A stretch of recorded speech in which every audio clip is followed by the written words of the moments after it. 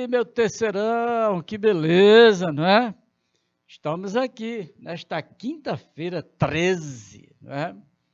13 de outubro, olha, já estamos no meio do mês, é rapidinho, hein?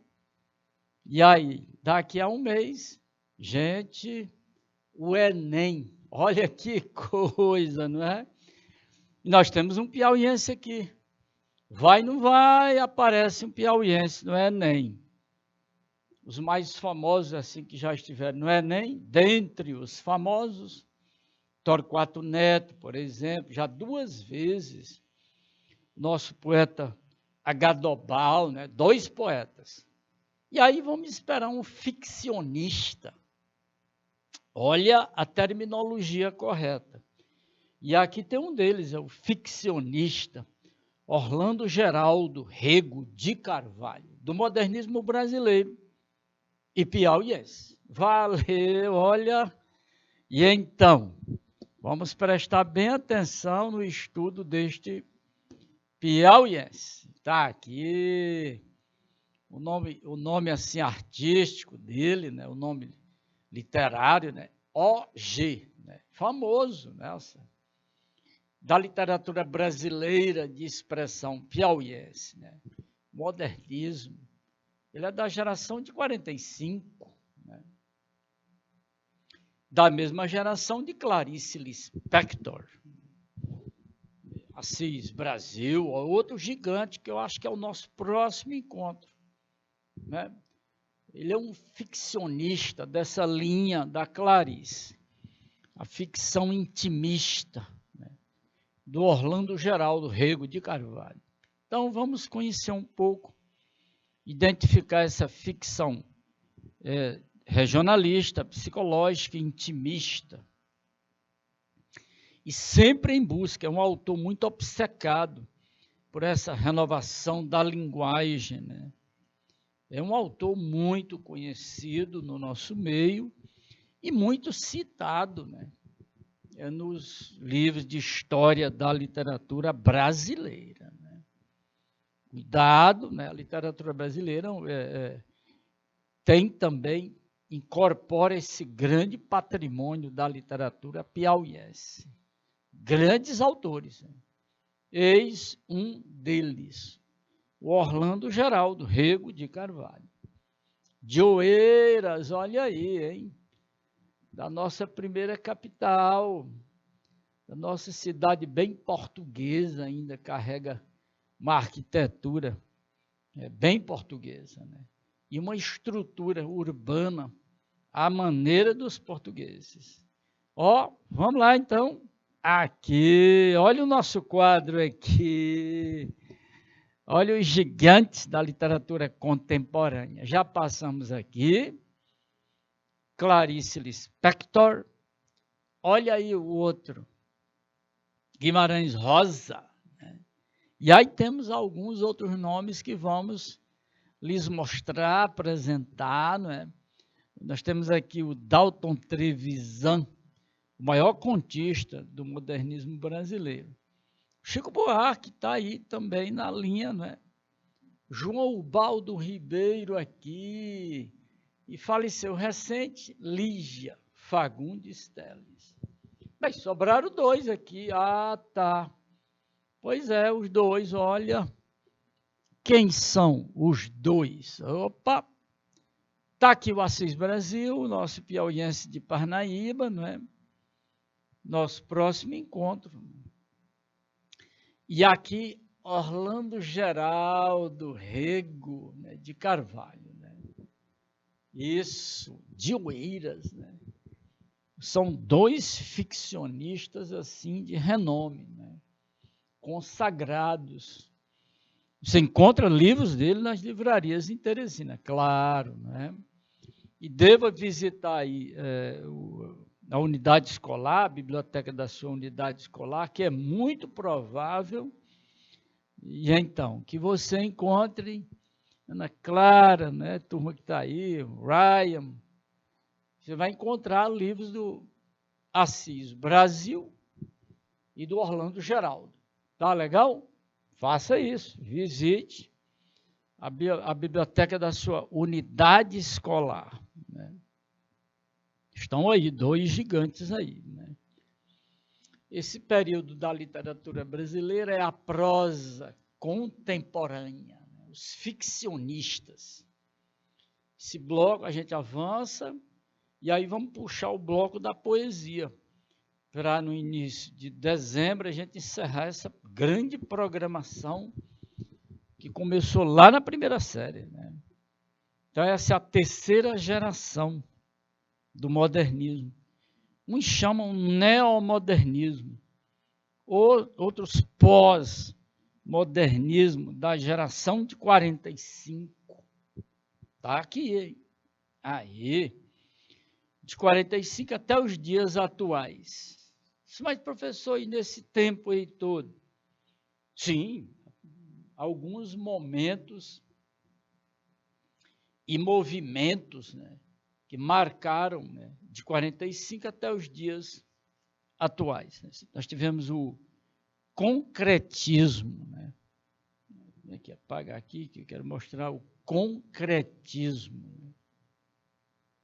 Aí, bem aqui, assim, mais ou menos por aqui. Década de 1950, década de 1960, nós tivemos aí o tropicalismo. Ah, isso! Claro, Torquato Neto está aí à frente, né, desse importante movimento de vanguarda, né? Os dois mais fortes, né, que marcaram bem. Muitos outros, né, apareceram, né, em momentos aí e tudo, mas o concretismo e o tropicalismo, muito fortes. Isso na poesia. Vamos ver o contexto, né, para a gente poder chegar no nosso autor, né, e ter uma ideia, né, bem firme desse ficcionista, um dos maiores da literatura em língua portuguesa. Você vê, o patrimônio da literatura piauiense é grande, importante, né? Alguns autores e algumas obras. Então, convém lembrar o seguinte, Terceirão, nós é que temos que cuidar, hein? Esse é o detalhe. Concorda aí, Adriana? Vamos lá, hein? Nós temos que cuidar desse patrimônio. Ninguém vem lá de fora para cuidar, não. Nós é que temos que tomar posse, conhecer bem. Né? Tá aí. Ó, o contexto histórico, né, desse período de 45 até os dias atuais. Ó, os dias atuais aqui, ó, Covid. Aí. De 45, quando terminou a Segunda Guerra Mundial, ó, fim do governo Vargas. Olha, de lá até aqui passamos momentos difíceis com a Guerra Fria, né? O governo Juscelino Kubitschek, né? E a explosão urbana, migração, sindicalismo. Migração é constante. Né? Venezuelanos, ucranianos, muita coisa que está acontecendo. E aí tivemos o regime militar nesse meio termo, né?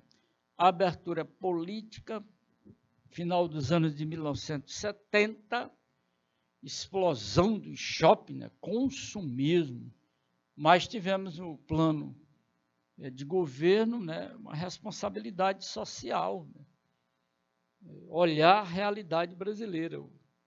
Os que mais necessitaram dessa república nova, né? Da Constituição de 1988, aí, fazendo aí 34 anos, as eleições presidenciais, estamos dentro de uma, né? Tudo a partir de 1989, os planos mirabolantes, planos econômicos, olha, nós passamos momentos difíceis. E a explosão da desigualdade social. Tivemos problemas sérios, né? Essa coisa de corrupção, mensalão, petrolão, por aí vai. Vai, não vai, explode uma coisa feia, né, na nossa república. Galera, esse aí é um quadro, né, Terceirão, esse é o quadro. E convém você ficar como um pêndulo, né? Do texto literário para o texto histórico, né?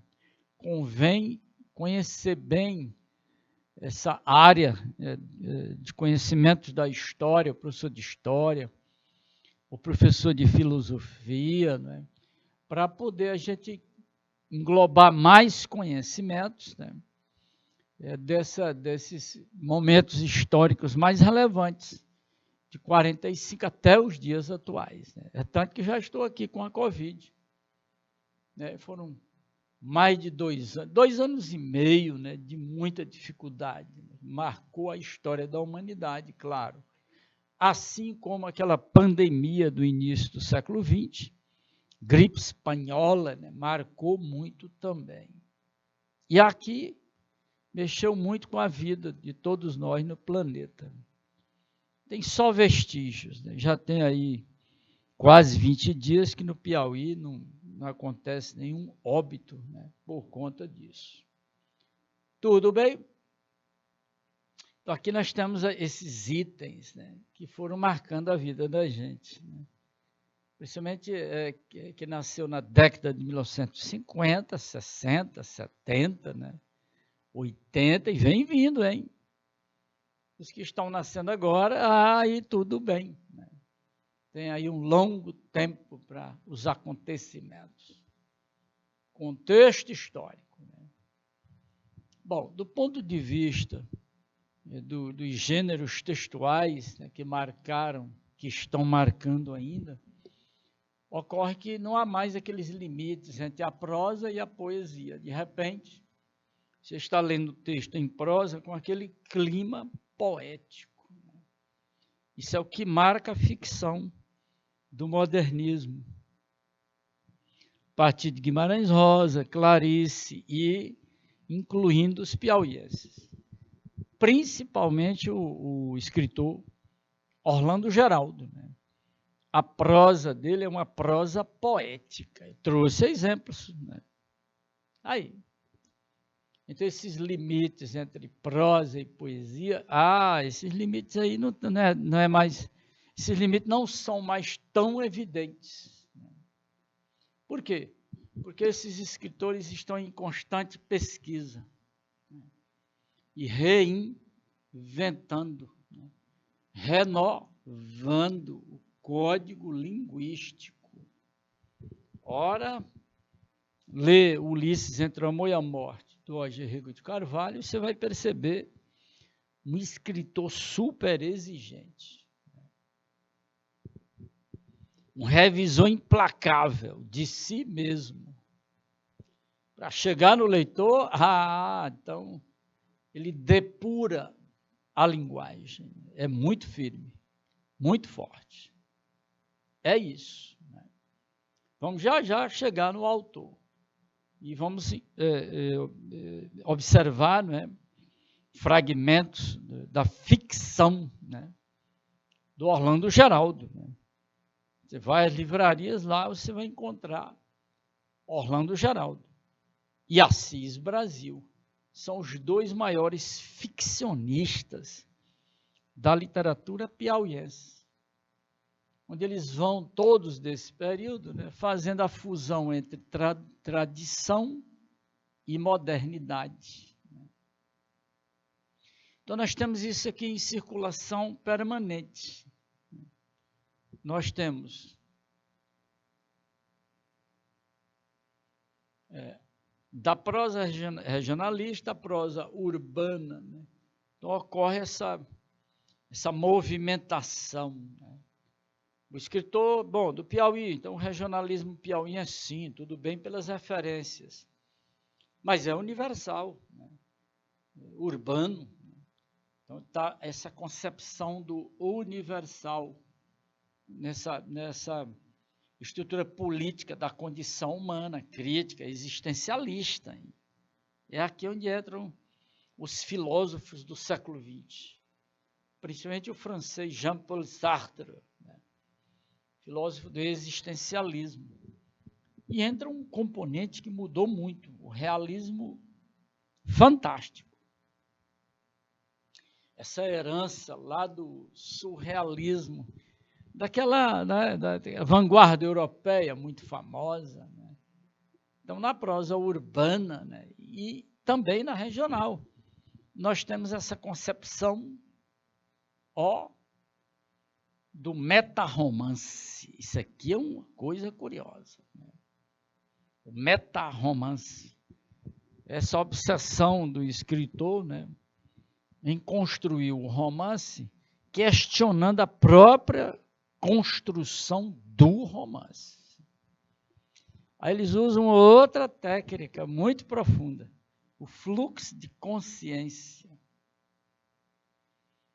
Bom, e essa literatura torna-se intimista, introspectiva, sobre a condição humana. Isso foi por conta do pós-Segunda Guerra Mundial, né? E agora nós vamos viver o pós-período da Covid-19. Né? Muitos entraram em crise, né? Essa crise do ser. Né?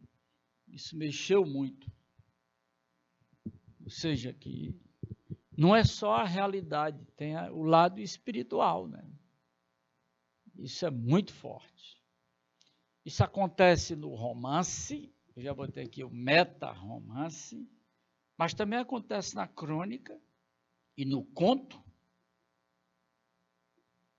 Então, a crítica, os leitores vão focar mais no romance, na crônica, no conto. São gêneros textuais, né, muito fortes, né, nesse período. Né. Houve um reforço nesse sentido, desses gêneros textuais. O romance passou a ser super exigente, até porque os grandes romancistas do século XX, né, nós temos James Joyce com Ulisses, um gigante, né, temos o Kafka, olha aí, Marcel Proust, né, são os grandes ficcionistas do século XX. Aí vão repercutir em Guimarães Rosa, Clarice, no nosso caso. E no caso piauiense, Roger Rego de Carvalho, Assis Brasil. Né? Vamos conhecer esse patrimônio, hein? Para a gente amar mais, é preciso conhecer mais, claro. Como é que você vai gostar se você não conhece? Então, esse é o fundamento maior. E a gente precisa ser um pouco mais original, né, aqui no estado do Piauí. E ser mais original é conhecer a sua terra, né? A sua literatura. Tá bom? Olha, isso é ótimo, hein? Eu gosto muito de conhecer a literatura dos autores do Piauí. Bastante. Né? Essa área é uma área que me chama muito a atenção. Então, aqui nós estamos conhecendo um pouco do processo linguístico, né, da estruturação, né, do questionamento do texto. Né. Você tem uma ideia, os contos que começaram no século XIX com páginas, 10 páginas, por aí, tudo, vem para o modernismo. Hoje você tem conto, o nanoconto, né, aquele conto pequenininho, uma linha, né, 2 linhas, 3 linhas. São textos impressionantes. Bom demais, tá bom? Está aí, observe bem o slide, né, porque entendendo bem essas características gerais, né, a gente vai para as características de cada autor, né, o perfil, né, linguístico do autor, o foco do autor. Né. No caso do Roger Rego de Carvalho, né, esses espaços de Oeiras Teresina. Né. Teresina Oeiras, né, mas lançando isso num campo universal. Né. Essa exigência da pesquisa, da reinvenção, da renovação do código linguístico. Ele é um dos grandes renovadores. da linguagem, da literatura, da ficção. Tudo bem? Pois vamos lá, terceirão. Coisa boa, hein? Ele também escreveu contos. E em Teresina nós temos, no Piauí, bons cronistas, né? Vamos citar, né, no final dos estudos, desse bloco da prosa, né, de 45, vamos citando autores que estão constantemente publicando, né, crônicas, contos, né, coisa boa, que ótimo. Olha aí, olha o Orlando chegando aqui, hein? Ele é de 1930, foi a óbito em 2013. Né? Aí, foi o grande homenageado do terceiro Salipe. Olha aí! Terceiro Salipe, ele foi foi um grande momento, né, do Orlando Geraldo Rego de Carvalho, que a crítica, os leitores, né, consideram no maior expressão da literatura piauiense na ficção e um dos maiores da literatura brasileira, hein? Que orgulho, né? Que bom. Esse oeirense, né? Tá aí, de 1930, né, a 2013. Que coisa! Muito bom. Muito legal mesmo. Dá uma olhadinha para ele. Né? Foi uma pessoa que se destacou muito. Um grande profissional, né? Bancário, chegou ao topo, né? Da hierarquia do Banco do Brasil. Né? Esteve pelo Rio de Janeiro, né? Foi contemporâneo ali da Clarice Lispector, um notável escritor. Foi da Academia Piauiense, né? Recebeu prêmios da Academia Brasileira, olha aí. Como é interessante a gente conhecer esses grandes nomes aí, porque aí vai permitindo a gente ir conhecendo outros nomes também. Né? Não pode ficar no vazio. Então, a terceira série aí, que estamos juntos nessa jornada, né? Estamos aí no momento certinho, apropriado, né? Enxertando os autores do Piauí. É um patrimônio valioso que a gente tem que manter, cuidar, conhecer. Né? Pois olha aí, terceirão, muita gente nem sabia, né? Nem entendia o porquê. Está o homem e a obra. O menino de Oeiras, olha aí. Essa coisa do escritor, geralmente tem esses depoimentos que o estímulo começa dentro de casa, né? Na escola. Né? De repente aquele estalo, né? Para o gosto de ler e escrever, né? Na escola, fazer o jornalzinho da escola, né? Em casa a estrutura doméstica, estimulando, né? Os pais lendo para os filhos, né? Isso é bom. Imagine a ausência e a omissão dos pais, aquela coisa, deixar só por conta da escola, não é bem aí. Né? Tem mais. Bom, ele formou-se em Direito, olha aí. Né? E foi professor, olha aí meu colega. Né? Formou-se em Direito, foi professor do Liceu e de Literatura. E um alto funcionário do Banco do Brasil. Opa! O cara tinha contra-cheque, hein? Coisa boa. E aí passou a colaborar, né, em várias revistas, né, jornais literários, lá mesmo a partir de Oeiras. Né? Que coisa, né? A partir de Oeiras, Teresina.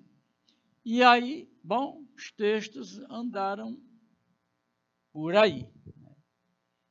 Algumas revistas e jornais pelo Brasil. Né?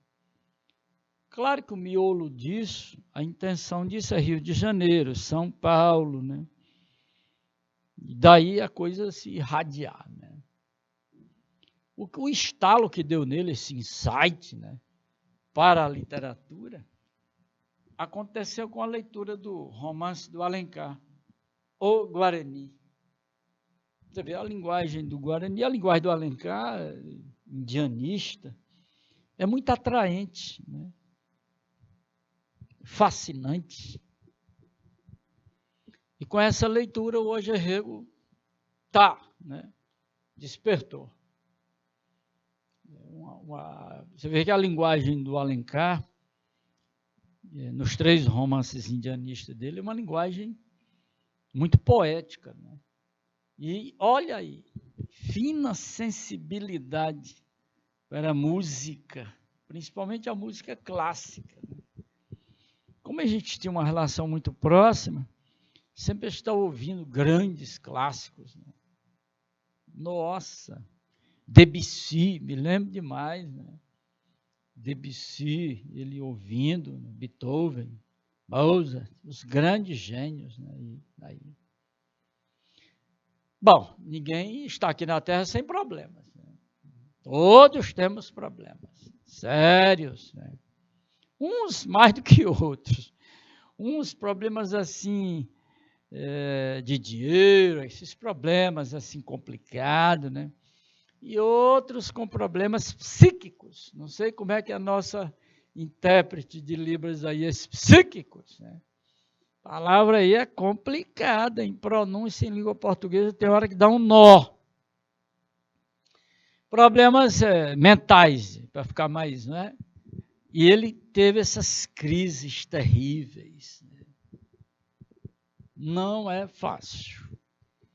Parece que isso foi assim combustível para ele produzir as grandes obras dele nas crises. Né? Grandes obras nascem de crises. Né? Se está tudo no bem bom, não vai nascer uma grande obra, lógico. Né? Fosse assim, Suécia, né? Suíça, tinha as maiores literaturas do mundo. Né? As grandes literaturas, as grandes obras nascem de crises. Né? Não vê a Bíblia? Não vê a Ilíada e a Odisseia, né? As guerras e tudo. Né? Grandes obras. Tá aí. E então nós vamos aí aliar esses conhecimentos do homem para a gente chegar à obra. Né?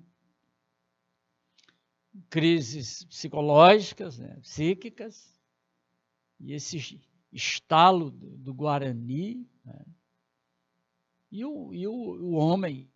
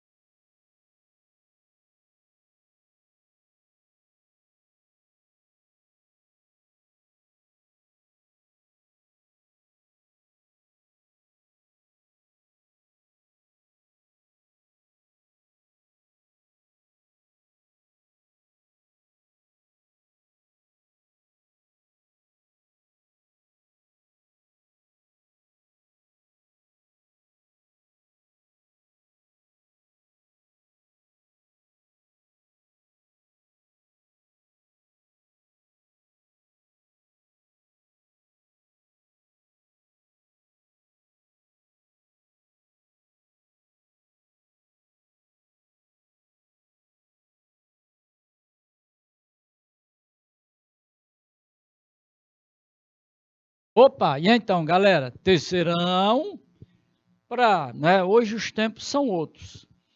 Você pode muito bem buscar muitos conhecimentos gratuitamente, 0800. Né? Mas na geração anterior, não. Tem um bom contra-cheque para você poder comprar livros. Né? Hoje você tem livro à vontade, não vai gastar nada, só os olhos. Né? E a boa vontade, porque Livro sobra na sua vida. Está faltando mesmo é você se controlar, ajustar o seu tempo, evitar perda de tempo, porque tem gente que passa 3 dias aí na brincadeira, e aí? Segunda-feira é feriado, então eu não vou nem ler hoje, não vou estudar nem no sábado, nem no domingo, nem na segunda. Calma! É aí o contrário, né? Aí é que você vai ter que aproveitar bem o seu tempo. Valeu? Aquela frasezinha em latim, carpe diem, lá do arcadismo, aproveite o seu tempo. Senão você chegar a 20 anos, 30, e aí? Tem que avançar, hein? E resultado dessa formação em humanas, né, curso de direito, né? E o sujeito, então, de repente tem aquele estalo, né, para se destacar noutra área. Em geral, é algo muito curioso isso, que o humano ele vai fazendo as coisas até acertar em cheio naquilo que lhe é mais, digamos assim, pertinente. No caso dele, estudou direito, foi professor, funcionário, mas um belo dia, ele acerta naquilo que ele mais se identifica, né? E aí vai se tornar uma celebridade, né? No bom sentido da palavra. Porque tem gente que se torna celebridade pelo lado errado, né? É um negócio muito doido, né? O ser humano é brabo, hein? E aí tornar-se uma celebridade como escritor é um deles, Jorge Rego, amado pelos leitores, né? E a esposa dele, né, a viúva no caso, cuida da obra. Não falta obras desse autor nas livrarias e na Academia Piauiense também, as universidades. Então, o autor é muito conhecido. Então, a galera do terceirão aí precisa estar bem e em dia, né, com a literatura piauiense. Visite a unidade escolar do seu, aí próximo a você, né? Vai lá na biblioteca, se encontrar, que deva encontrar, Ulisses Entre o Amor e a Morte, um belíssimo livro dele, um livro pequenininho, que trata dos dilemas da adolescência. Olha aí. Não há obra mais completa, né, que tenha abordado esse tema com tanta competência quanto o livro Ulisses, né? Bom, o nome Ulisses já leva você lá para Ilíada, né, e a Odisseia, olha. Mas aí, o nome, né, carrega essa intertextualidade maravilhosa. Muito bom. Pois vamos que vamos, né? Aqui. Vamos ver um pouco dele, né? Do comportamento, da linguagem, dos temas, né? Eu o conheci bastante, durante muito tempo, né? Significa o quê? Que a gente tem uma ideia, as conversas com ele, né? Culto, né? Educado, culto, né? Pessoa de alto nível. Nele se percebe uma linguagem muito exata, clássica, culta, mas aberta às renovações, né, estilísticas. Né. E vindo de Oeiras, os lusitanismos, né, expressões que aí carregam historicamente as origens da cidade. Né. Mas o forte do Jorge Rego de Carvalho é a análise psicológica. Aqui é profundo, muito introspectivo. Ao mesmo tempo, esse mergulho que ele faz na mente, digamos assim, né, para analisar a essência, né, está sempre em choque com a aparência, ela é comovente e misteriosa. Claro, toda obra de arte ela tem aquele clima autobiográfico, né, e nele é muito forte. Aí, autobiográfico, regional, porque o cenário, Oeiras, Teresina. Mas a intenção desse cenário é bem maior, é universal. A condição humana em qualquer lugar do planeta. Então você tem o Eras, o próprio autor, os dramas, né, humanos, principalmente um tema que é assim muito da condição humana, né, a loucura. Uma palavra muito forte, né? Mas também não tem como dizer de outra maneira. Não há um eufemismo. No campo da linguagem, aí eu desconheço um autor brasileiro tão exigente, né, quanto ele, né, tão primoroso, um virtuoso, né, da linguagem. Né. A palavra francesa é até mais bonita, virtuoso, né, da linguagem. Vejo professor, sinceramente, é demais, né? Exigente, primoroso. Se lê o autor, você sente que está diante de alguém, um espírito disciplinado, cuidadoso. Como eu tinha dito, um revisor implacável de si mesmo. Ele não precisava de revisor, ele, né? A cada edição estava lá uma vírgula, uma palavra que ele não gostava, uma coisa, ele ia mudando. Né?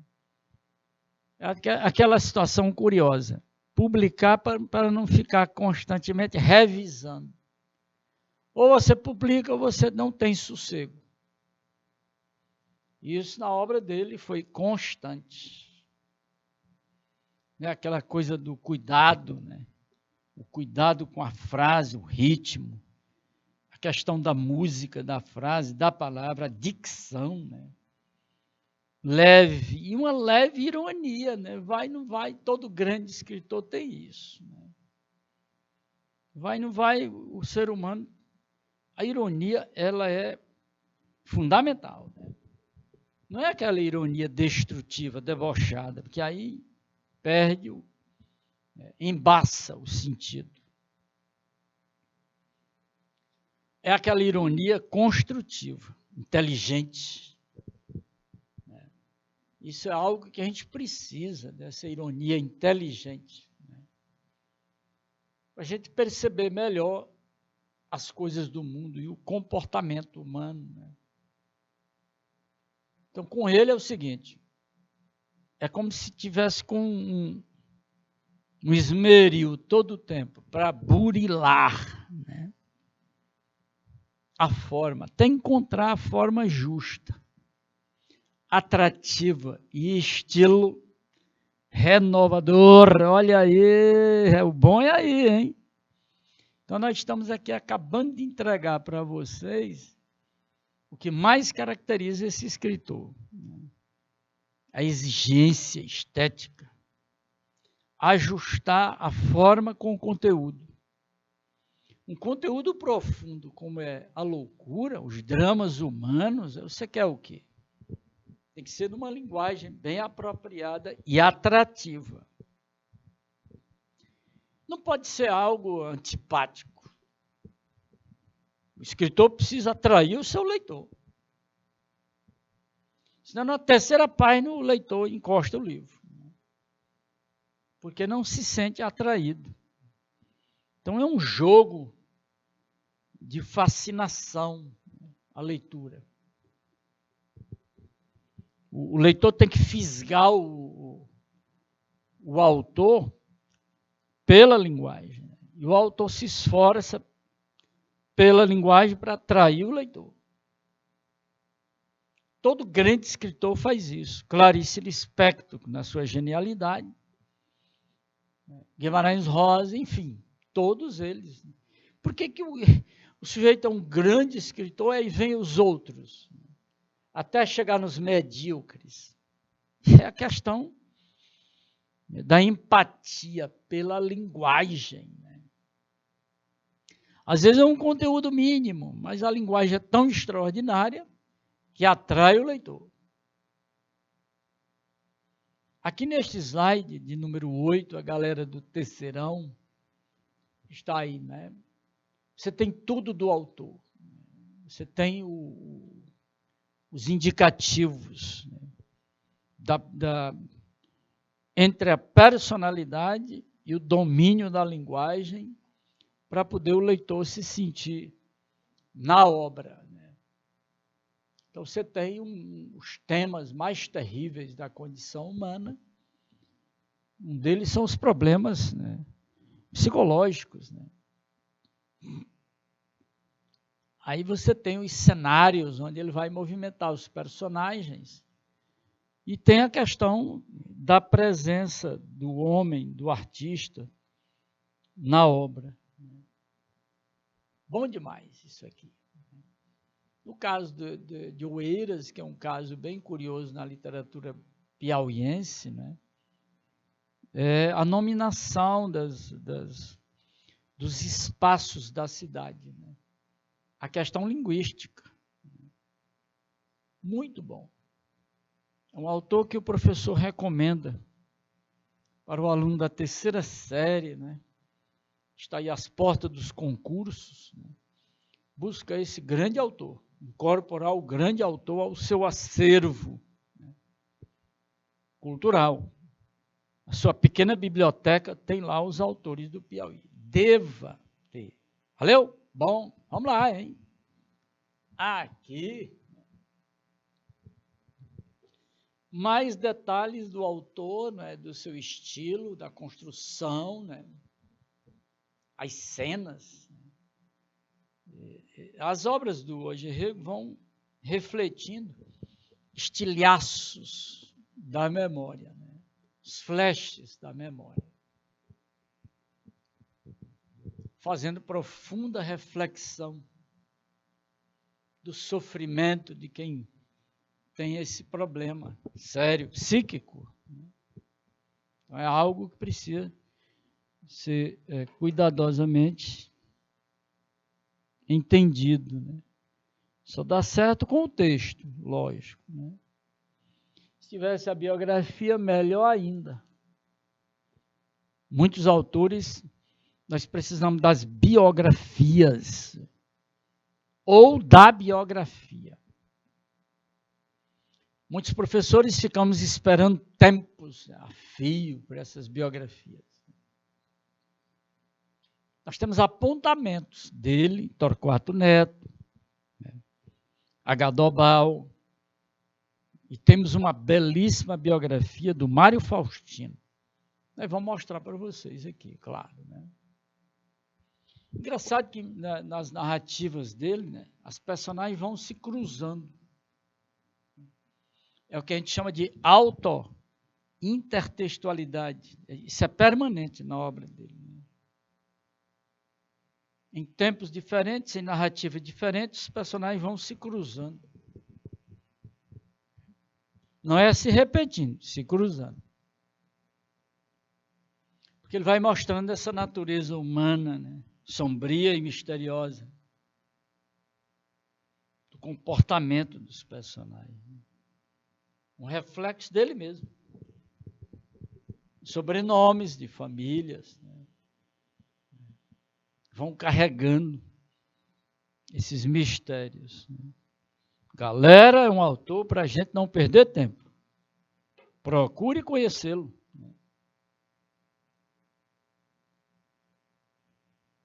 Aí a gente vai valorizando a literatura piauiense, conhecendo seus autores. Começar pelos grandes autores. Aí vai indo, vamos conhecendo mais. Tem muitos. Valeu, então? Ótimo. Bom, um pouco da obra. É uma obra de volume pequeno. São alguns contos. Eu trouxe o título de um conto famoso dele, Amarga Solidão. E aí vem obras mais conhecidas. A primeira é de 53, Ulisses, entre o amor e a morte.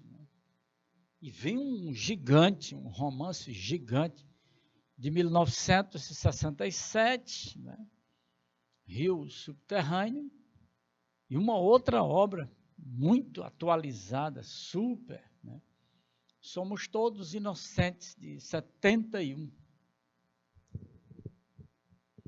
Bom,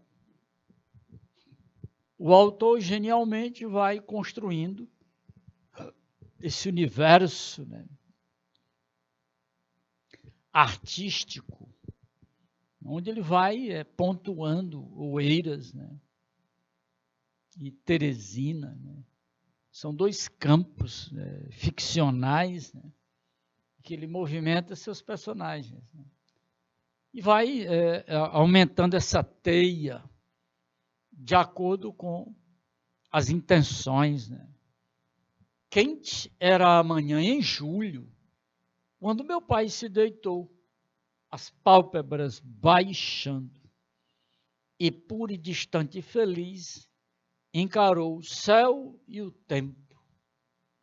Você já entendeu? Você vê que uma linguagem aí é poética, né? Musical, exata, fascinante, atrativa. É um eufemismo lindíssimo esse aqui, da morte do pai. E como adolescente, né, vê isso, como ele convive com essa situação. O primeiro amor, a questão do choque com os de casa, né, da morte, né, os amigos adolescentes, o comportamento. Então, o autor, imagina, isso aqui é um capítulo do livro. Imagine o capítulo. Né? Quente era amanhã em julho. Que coisa! Para falar da morte do pai, né, ele cria esse eufemismo poético. É um eufemismo de linguagem da poesia. Aqueles limites entre prosa e poesia que são quebrados no modernismo. Você está lendo prosa poética. Se ajustar isso aqui em versos, é um poema. Né? Tá bom? Está aí esse primeiro momento com a obra dele. Né? É do Ulisses entre o amor e a morte, evidentemente. Está aí. Mas há outros momentos bem fortes. Né? Vamos ver. Aqui é um fragmento do Rio Subterrâneo. Que coisa! O rio subterrâneo, você imagine. A mente da gente é um rio subterrâneo. É um romance de tensão, né? Interiorizada, né? Porque trata dos problemas psíquicos. Né? A questão de comunicabilidade é um problema sério, né, com essas criaturas. Né? Essa incomunicabilidade gerada pelos problemas mentais. O autor trata disso aí. O rosto na vidraça. Lucínio voltou à rede, agoniado com o silêncio. Imagina a pessoa ficar agoniada com o silêncio.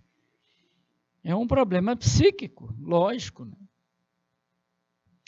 Já não chovia. Emudecera o parnaibano. Olha que detalhe, né? As pessoas soubessem que nós temos aquele vento que vem lá das 10, 11 horas mais ou menos. Chamamos as gerações anteriores, chamavam o parnaibano aquele vento, né?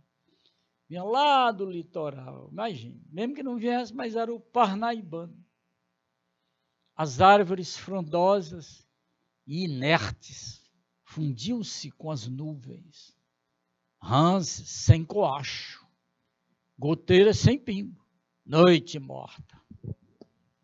Você vê o estado psíquico da personagem, em que o eu narrador vai fazendo essa fusão do estado psíquico do personagem Lucínio, né, e a natureza. Até o rio calava o seu lamento, e o cachorro, encolhido à parede da cozinha, não tirava os olhos do vulto no canto do alpendre. Que vulto? Aí é que está o mistério. Às vezes o animal fixa o olhar no local que você olha e não está vendo nada, mas ele está vendo. Esse é um detalhe interessante. Orelhas para cima, respiração forte, como que intimidade por aquela presença estranha e sombria. Eita, escritorzão, olha o lado espiritual aí, como é forte. Né? O lado psíquico. Né? Bom, escritor, convido aí a turma do 3º ano, né, a conhecer o escritor. Dá uma olhada lá na biblioteca, por favor. Não perca essa oportunidade e o estímulo que o professor está passando para vocês. De conhecer um grande ficcionista piauiense, né, da literatura brasileira. Muito bom. Voz quente de amor, do Somos Todos Inocentes, hein? Olha aí. Então, das 3 obras dele, nós temos textos, né, marcando o texto. É um romance bem regionalista, que ganhou o prêmio da academia. Mas é um regionalismo universal, introspectivo. E o tema, loucura e aborto. Nossa, o aborto, quem é a favor disso aí, sinceramente, não conhece o 6º mandamento. Né? É preciso ter cuidado com isso. É um problemão muito sério. Países que abriram para isso aí, depois voltaram, é o caso dos Estados Unidos. Né? Derrubaram isso aí. A Argentina mergulhou nisso aí. E aí não vê o lado espiritual. Mergulhou numa crise, olha aí. Então é preciso tomar cuidado individualmente sobre essa situação. Voz quente de amor. A jovem aqueceu com pouca simpatia e se afastou. Uma ideia começava a persegui-la com insistência. O encontro que surpreendera há pouco. A descoberta de que Raul é o canalha, este Raul. Né? Procedia como um canalha. Ofendera de tal modo que a levou a pensar em morrer. Olha aí. Olha o que dá. É um dos itens da questão do aborto, é isso.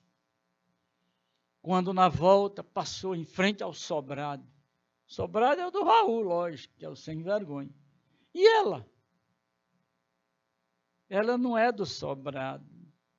É de uma casinha acolá, né? Mas o safado, olha aí.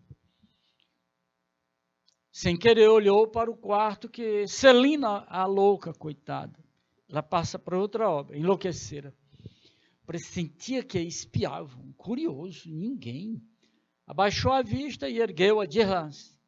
Dona Nini ocultou-se atrás da janela. Dona Nini é a mãe do safado do Raul.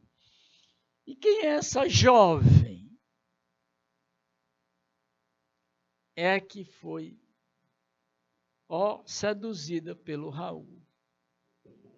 Raul do Sobrado. E ela? Ah, tá brincando. E o nome dela? Ah, meu amigo, o nome não é de gente de classe alta. É Pedrina. Ah, e a Pedrina? Pedrina e Raul. Uma diferença bem, né, social, econômica, cultural. Ela se ferrou. Convido vocês a conhecerem Somos Todos Inocentes. Bom, muito bom. Olha, e eu trouxe aqui esta questão para a gente encerrar o nosso encontro, né? Que bom. Um grande autor da literatura brasileira de expressão piauiense, Orlando Geraldo Rego de Carvalho. A 3ª série precisa conhecer o autor. Visite, né? Galera aí de Baixa Grande do Ribeiro, Esperantina, né? Visite aí. Todos que estão assistindo vão assistir a aula, né? Dá uma olhadinha na biblioteca da escola. se vê se encontra um dos romances, né, do Orlando Geraldo. A loucura é um dos temas, né, presentes na ficção desse oeirense meticuloso, hein? Ele é disciplinado, mente disciplinada. Chega ao sucesso, não tem jeito. Os indisciplinados, o caminho é mais longo, mais espinhoso, né? Em Somos Todos Inocentes, Rio Subterrâneo e Ulisses entre o amor e a morte. Esse tema envolve várias personagens. Oh, beleza! Né? As causas da loucura são, de certa forma, as mesmas que atuam e povoam o imaginário ficcional, né, e a realidade observada e vivida. Bom, é uma constatação universal, lógico, né, a partir do regional e urbano. Assinale a alternativa que melhor exprime e explica.